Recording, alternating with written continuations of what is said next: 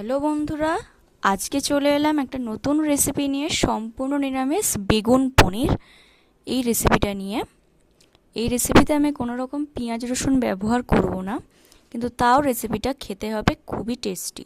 আসুন দেখে নেওয়া যাক কীভাবে রেসিপিটা বানাচ্ছি। খুবই সহজভাবে রেসিপিটা আমি বানানো দেখিয়েছি। আপনারা পর পুরো না টেনে ভিডিওটা দেখতে থাকবেন। প্রথমেই আমি টমেটো একদম ছোট ছোট টুকরো করে কেটে নেব, একদম চপ করে কেটে নেব টমেটোটা। টমেটো কাটার পরে কাটবো আমি ক্যাপসিকাম, আর তারপরে কাটবো বেগুন। টমেটো আমার কাটা হয়ে গেছে।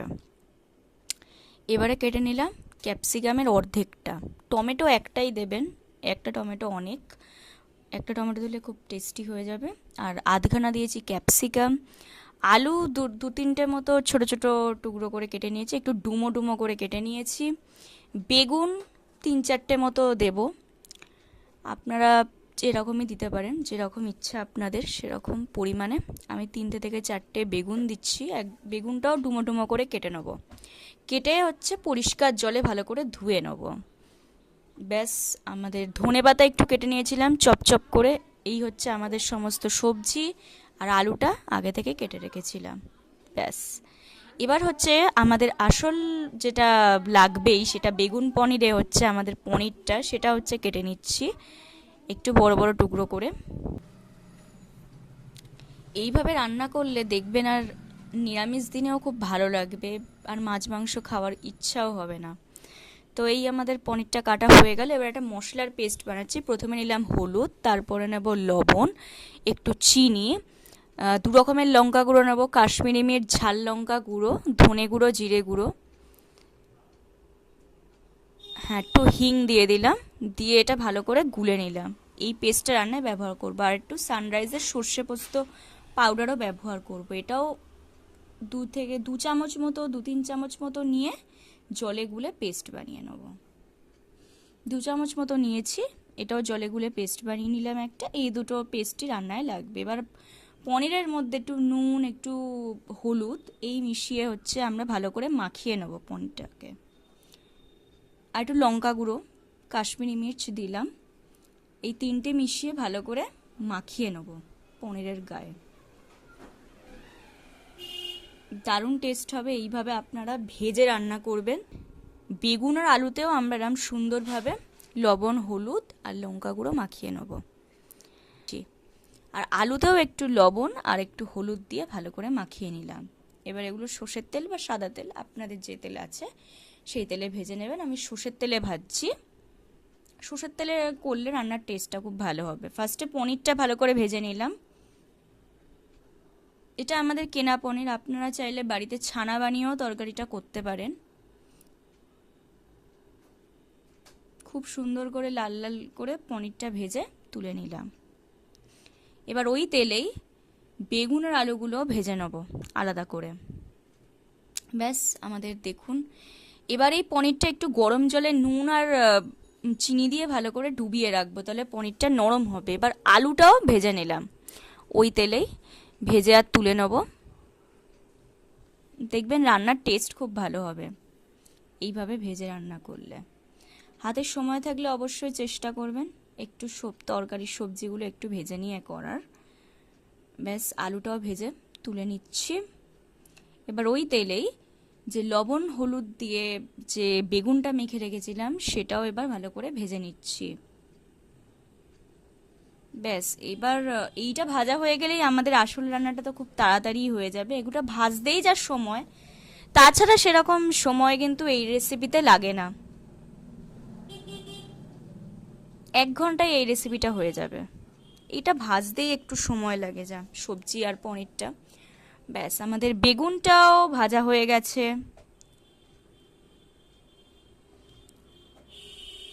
আর এদিকে তো আলু আর পনির তো ভাজা হয়েই গেছে।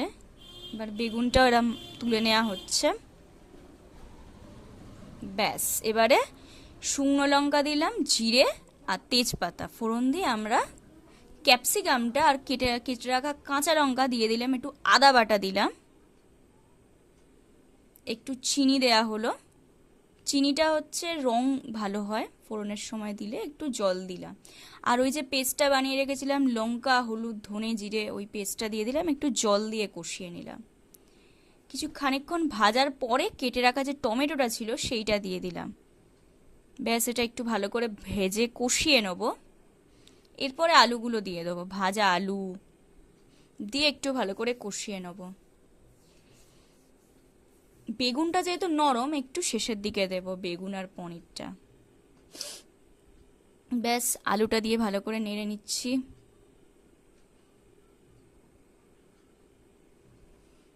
এবার যে সর্ষে পোস্তর যে পেস্টটা গুলে রেখেছিলাম সেইটা আর একটু জল দিয়ে দিলাম, বাটি ধোয়া জল। খুব সুন্দর করে কষিয়ে নেব। সত্যি এই রেসিপিটা তো প্রথমবার আমি ট্রাই করলাম, আমার তো দারুণ লাগলো। এবার ভেজে রাখা বেগুনটা দিয়ে দিলাম। সবসময় তো পনির খাওয়া হয় আলু দিয়ে, কিন্তু বেগুন দিয়ে পনির দিয়ে এরম সুন্দরভাবে একটা আইডিয়া আপনারা ট্রাই করতে পারেন। এবার একটু জল দিয়ে দিলাম বেগুনটা দেওয়ার পরে। আপনারা পরিমাণটা বুঝে দেবেন। আমরা যেহেতু একটু ঝোল চাইছি তাই একটু জল রাখলাম। আর একটু বাটি ধোয়া জল একটু দিয়ে দিলাম। ব্যাস, এবার সুন্দর করে এটা ফোটাতে হবে। ব্যাস, ফুটে গেছে। এবার আমরা একটু পনিরটা দিয়ে দিলাম, পনিরটাতেও যাতে রস ঢোকে, তরকারির গ্রেভি। তো খুব সুন্দরভাবে এটাও কষিয়ে নিচ্ছি পনিরটা। এইবার ওই যে কুচানো ধনেপাতা ছিল সেইটা দিয়ে দিলাম, আর ঘি গরম মশলা। ব্যাস, হলেই আমাদের আজকের দারুণ টেস্টি বেগুন পনির একদম রেডি। অবশ্যই আপনারা গরম গরম ভাতের সঙ্গে এই রেসিপিটা ট্রাই করবেন। একটু চিনি দিয়ে দেয়া হলো। এটা ফ্রাইড রাইস বা পরোটা, রুটি, লুচি, নান, যে কোনো কিছুর সঙ্গে এটা দারুণ লাগে। গরম মশলা দিয়ে দিলাম।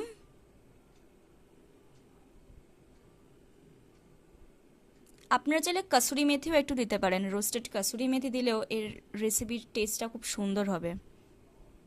ব্যাস, আমাদের রেসিপি এখানেই রেডি। এবার দেখুন কি সুন্দর লাগছে। কড়াতে এটা রয়েছে, এবার প্লেটে ঢালা হবে। ওফ, দেখেই তো জিভে জল চলে আসছে, এত সুন্দর টেস্টি রেসিপি এটা। এই বেগুন পনির রেসিপিটা আপনারা না বানালে আপনারা বিশ্বাস করবেন না এটা কতটা টেস্টি হয়। তাহলে অবশ্যই পনির কিনলেই এভাবে একবার বেগুন পনির বাড়িতে বানিয়ে দেখুন। যে কোনো পূজা পার্বণে হোক বা যে কোনো নিরামিষ দিনে হোক, সত্যি এই রেসিপিটা আপনারা খেয়ে দেখলে আপনাদের দারুণ লাগবে আশা করছি। আমি প্রথমবার বানিয়েছিলাম, আমি আপনাদের সঙ্গে তাই মনে হলো শেয়ার করি। তো দেখুন, এবার প্লেটে ঢেলে নেওয়া হচ্ছে। আমরা তো এটা গরম গরম ভাতের সঙ্গে খাবো। আপনারাও বাড়িতে বানান, বানিয়ে খেয়ে কমেন্ট করবেন কীরকম লাগলো। সুস্থ থাকবেন, ভালো থাকবেন, নমস্কার। দেখতে থাকুন কীরকম। তা খুবই সুন্দর হয়েছে রেসিপিটা, পুরো জিভে জল চলে আসছে। এই রেসিপি দিয়ে তো এক থালা ভাত নিমেষেই উধাও হয়ে যাবে। অবশ্যই অবশ্যই ট্রাই করুন এই বেগুন পনির রেসিপি। একইভাবে আরও অনেক পনিরের রেসিপি করেছি আমার চ্যানেলে, আমি দিতে থাকবো। আপনারা অবশ্যই আমিষ পেলে নিরামিষ চ্যানেলটাকে ফলো করবেন, দেখতে থাকবেন। খুবই টেস্টি হয়েছে রেসিপিটা। তাই তো বলছি বন্ধুরা, অবশ্যই রেসিপিটা আজই ট্রাই করুন, একদম মিস করবেন না। আমাদের রেসিপি একদম রেডি, খুবই সুন্দর। আর আমরা তো পিওর ভেজিটেরিয়ান, আমরা তো পেঁয়াজ রসুন ছাড়াই রান্না খাই। তো আমরা তো এটা খুব এনজয় করি, নিরামিষ খাবারটাকেও। অন্যদের জানি না, বাট আমাদের নিরামিষ খেতে খুবই ভালো লাগে আর আমরা এটাকে এনজয়ও করি।